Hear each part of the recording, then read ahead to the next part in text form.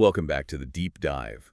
If you're joining us today, you are probably that person who loves a good aha moment, the learner. Absolutely. The kind of person who wants to understand the actual machinery behind the ideas that shape our world. Right, because you want to explore the historical frameworks that inform how we interact today.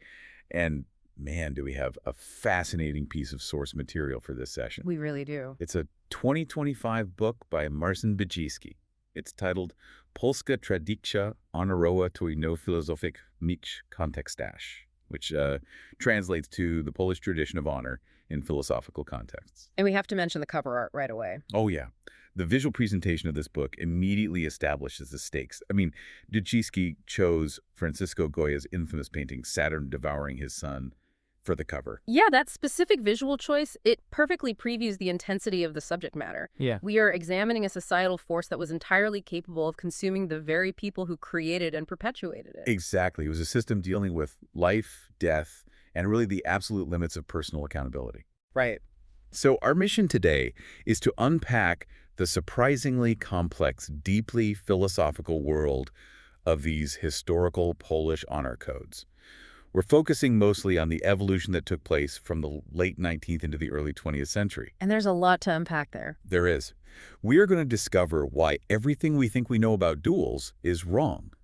We'll explore the highly specific loopholes regarding women within this rigid system and really define what it actually meant to hold the status of a gentleman. It's quite different from the modern definition. Totally. And if you've ever found yourself observing modern, anonymous internet arguments and wondering why they feel so hollow compared to historical disputes, well, this deep dive will offer a compelling revelation about the mechanics of personal accountability. To properly analyze these codes, we first have to establish the foundational framework Byczyński uses to define honor, because it's not simply a literary trope. Right. It's not just some dusty old concept from romance novels. Exactly. It operates as a highly sophisticated, dual-layered social mechanism.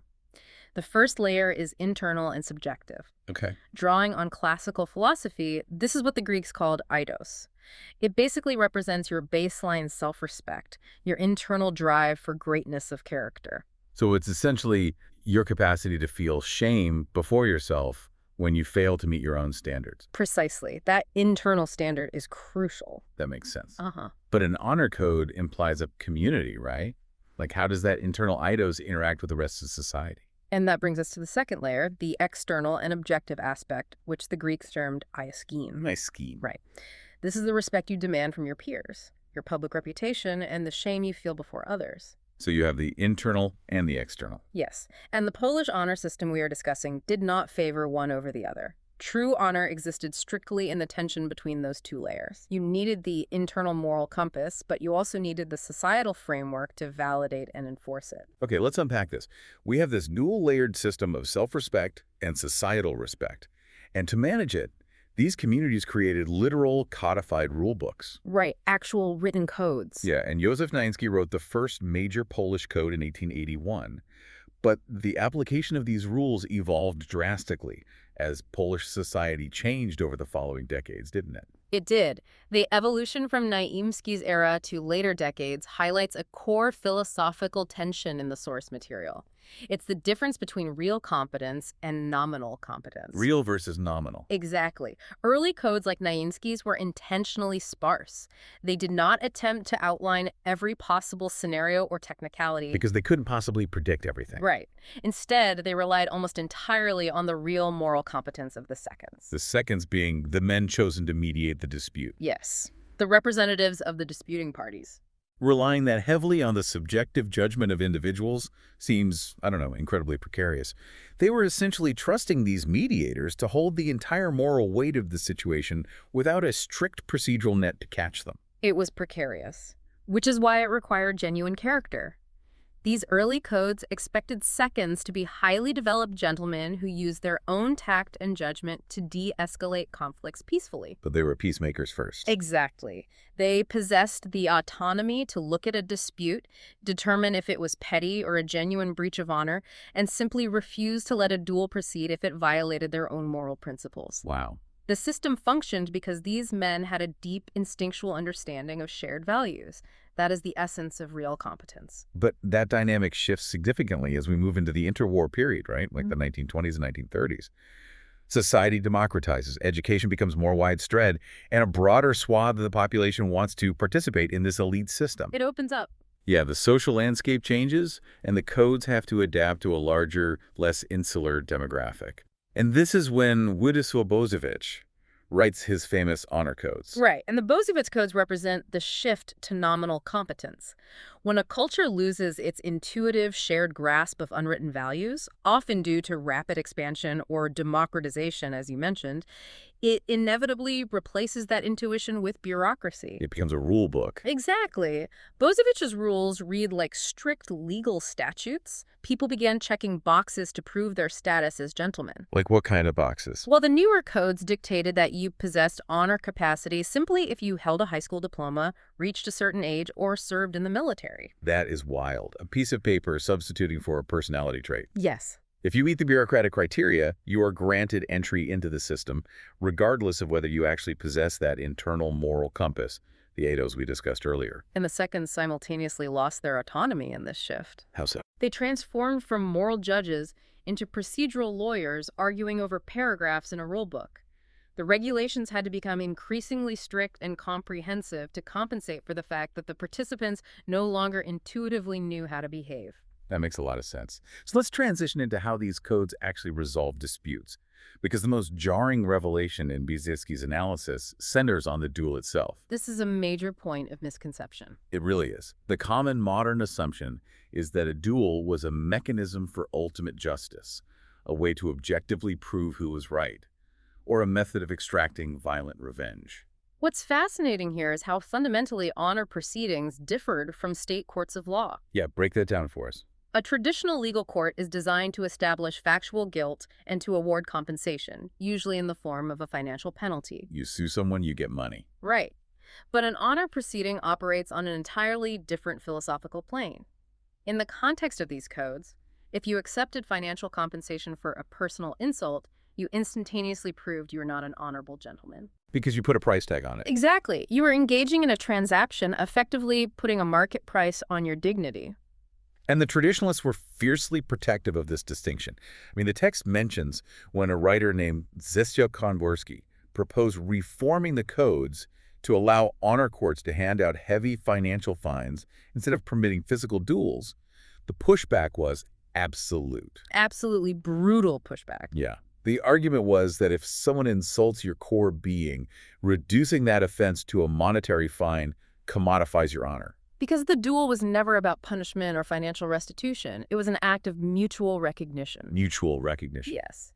By agreeing to stand on the field of honor, both parties acknowledged each other as equals. They demonstrated that they valued their immaterial principles, their word, their reputation, their dignity, more than their physical safety. Wow. It was considered the ultimate exercise in sophrosyne, which is the classical Greek concept of moderation and self-control.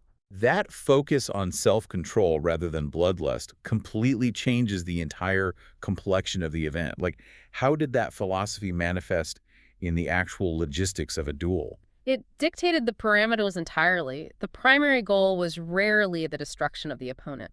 Which goes against every movie I've ever seen. Oh, completely. When seconds arranged a pistol duel, they frequently loaded the weapons with intentionally light powder charges. And they positioned the duelers at a significant distance from one another. So they were trying not to kill each other. The logistics were carefully engineered to ensure a roughly 90% chance of survival for both parties. 90%. So the physical danger was present, but highly mitigated. The lethality was secondary to the ritual itself. Exactly. The willingness to face death was the primary objective. It was a physical demonstration that you were not driven by base, material, or animal instincts. You proved you were a creature of intellect and principle who had mastered fear. That's intense. It is. While it appears as a violent act to modern sensibilities within their framework, it was a profoundly philosophical demonstration of character. So if the core of this system is character rather than violence, what constituted the actual toolkit of a gentleman in the society? The text leans heavily on Aristotle's definition of tact, or taktounos, to explain the ideal behavior. Aristotle's concept of tact goes far beyond simple charm or politeness. It described an incredible degree of social flexibility. It's not just about being funny at a dinner party. No, not at all. It is the sophisticated ability to navigate complex human interactions without unintentionally inflicting emotional damage. It requires high emotional intelligence and a deep situational awareness of the people around you. I want to explore how Thomas Hobbes is brought into this discussion, because his metaphor of building a stone wall perfectly illustrates the societal function of this kind of tack. It's a brilliant metaphor. Hobbes compares the necessity of politeness to the construction of a stone wall. If a builder encounters a rough, irregularly shaped stone, it creates friction. It takes up disproportionate space, it refuses to sit flush with the other stones, and it threatens the structural integrity of the entire wall. So it just gets tossed out. Eventually, the builder discards that stone entirely. In this framework, a gentleman must actively smooth his own rough edges. He must moderate his ego and his abrasive tendencies so he can fit harmoniously into the broader architecture of society. Smoothing those edges requires a specific kind of internal calibration, though. Immanuel Kant's concept of empathia, translated here as manly sensitivity, is introduced as the mechanism for doing exactly that. Yes, and we really must analyze Kant's view through the historical lens of his era. Right, because the terminology sounds a bit dated to us. It does. He drew a sharp contrast between active empathy and what he categorized as female sentimentality, which he defined in his time as a passive, helpless emotional reaction to the suffering of others. Basically just crying uncontrollably when someone else is sad. Right.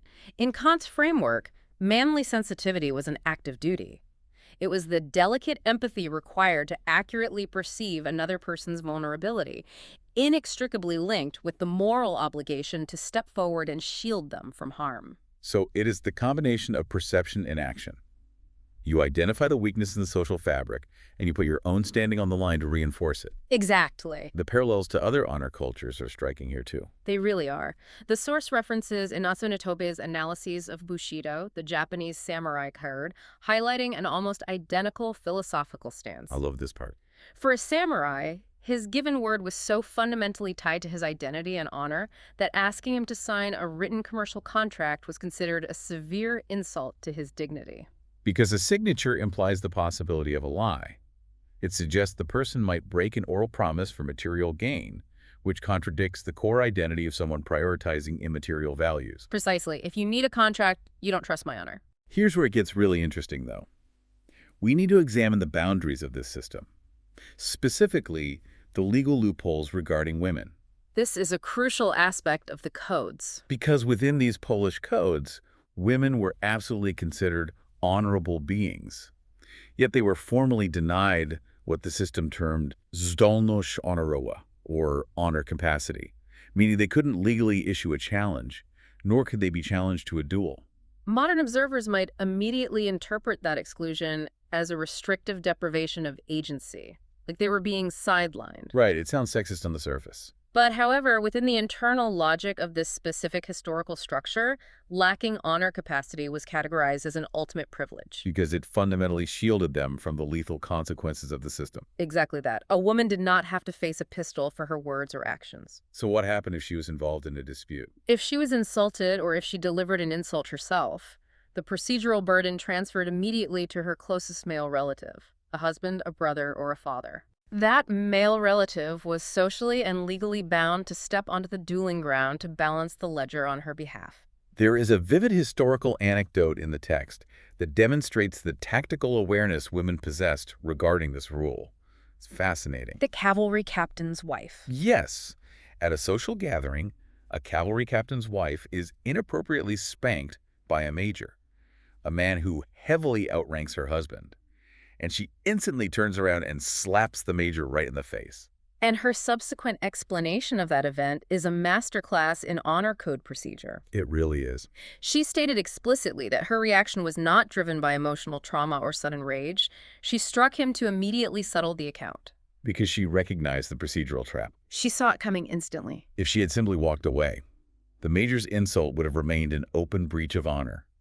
That would have legally obligated her husband, the captain, to formally challenge his superior officer to a duel, risking his career and his life. But by slapping the major instantaneously, she closed the loop. She weaponized her own lack of honor capacity to neutralize the situation and protect her husband from the systemic consequences. It was a brilliant, instantaneous calculation within an incredibly rigid framework. Totally. And as Polish society progressed into the 1920s and 30s, the feminist movements of the era began pushing for equal honor capacity. They wanted in on the system. Right. The argument was rooted in equality. As women entered public life and professional spheres, they argued they should bear full responsibility for their own actions. Yet the traditionalists pushed back against that integration. Antoni Malicki, who authored a prominent code in 1932, argued forcefully against granting women honor capacity. Malicki's counter-argument was blunt, to say the least. What was his reasoning? He asserted that the vast majority of women had no genuine desire to surrender the historical privilege of speaking their minds without the threat of lethal violence. He didn't pull any punches. No, he essentially challenged the reformists to begin organizing their own unsanctioned honor courts and fighting their own physical duels first. Wow. Only after they demonstrated a willingness to bleed for their words would he consider amending the written codes. That underscores the lethal reality beneath all the philosophical posturing, doesn't it? Holding the gentleman's card was a deadly burden. It was a serious commitment. So what were the actual mechanisms for social excommunication? How did an individual lose this honor capacity and face expulsion from the gentleman's club? The criteria for dishonor were highly specific and consistently enforced. The codes listed treason, cowardice, avoiding debts of honor, cheating at cards, and lying as immediate grounds for expulsion. But why those specific things? If we analyze the underlying philosophy of these offenses, they share a common root. They demonstrate either a prioritization of material gain over immaterial values or a catastrophic lack of self-control. The distinction regarding lying is particularly nuanced in the text. The codes didn't demand absolute objective truth in all circumstances, did they? They did not. A gentleman was permitted to lie or even break his word if the deception was executed strictly to protect a woman's reputation. Ah, okay. Maintaining a secret to shield someone else's honor was viewed as fulfilling the duty of Kantian manly sensitivity that we talked about earlier. Right. But lying for other reasons was a different story. Completely different. Committing perjury for financial enrichment or cheating at cards proved that your core values were material. You had placed a monetary value on your integrity, thereby forfeiting your status as a gentleman.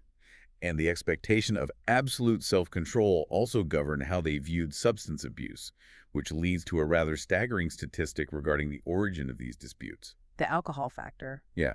In the 1920s, a whopping 80% of all duels were initiated as a direct result of arguments that occurred under the influence of alcohol. 80%. Because intoxication is the direct enemy of sophrosyne, the self-control we discussed, and the codes were merciless regarding it. Notorious drunkenness was explicitly listed as a fast track to losing your honor capacity entirely.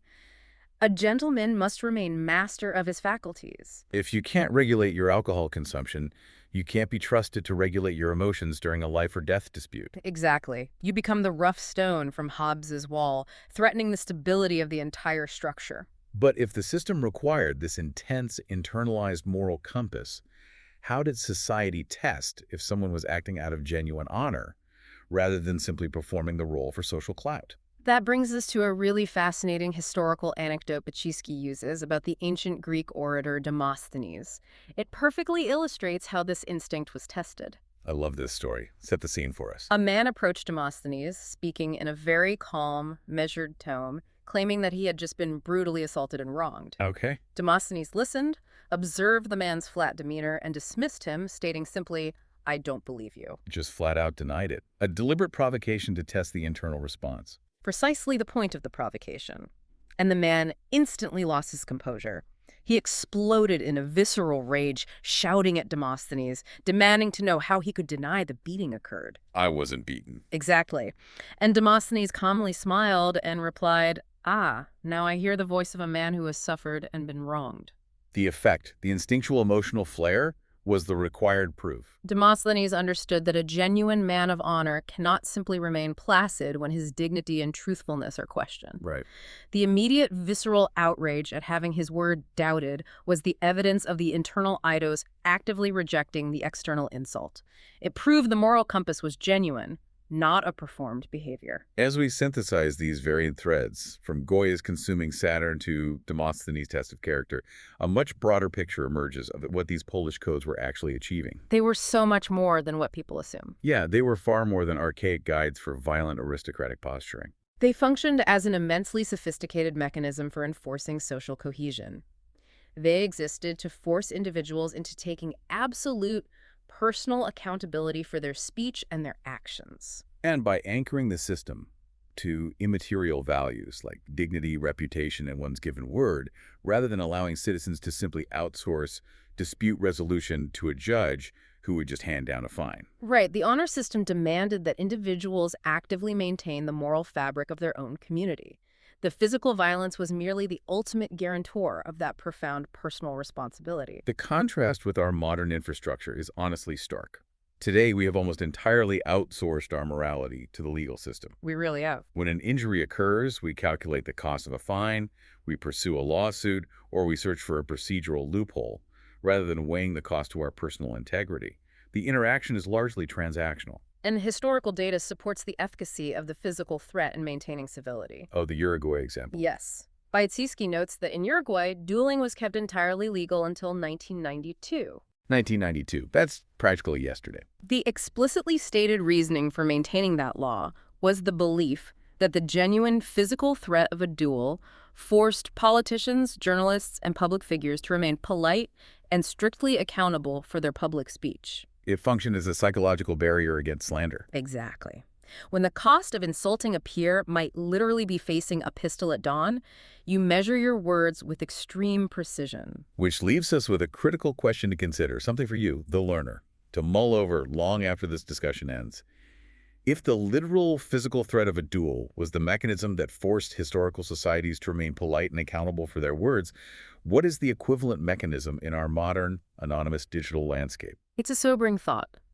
When we engage online, we are entirely shielded from physical risk. We never have to defend our commentary or our accusations with our bodily safety. There's no pistol at dawn on social media. Right.